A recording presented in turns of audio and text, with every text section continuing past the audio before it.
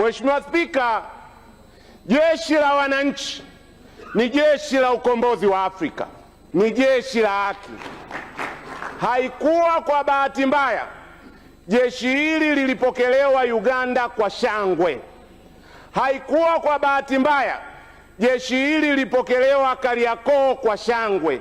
Haikuwa kwa bahati mbaya Oktoba, kwa yale yaliyotokea, jeshi hili lilipokelewa kwa shangwe.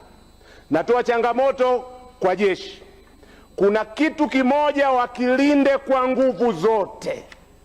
Kitu hiko ndio roho ya thamani yao. Jeshi lijitenge na siasa. Hiko ndio kitu wakilinde kwa nguvu zote. Hivi karibuni vimekuwepo vidole, na huwa wanasema kwa sababu jeshi bado ni chombo, hata katika zama hizi ambazo tunasema utumishi wa umma umekuwa politicized, bado imani ipo. Bado muda wako umekwisha.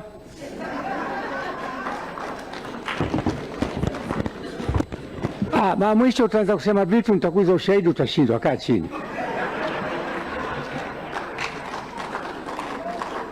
Mheshimiwa mtoa hoja.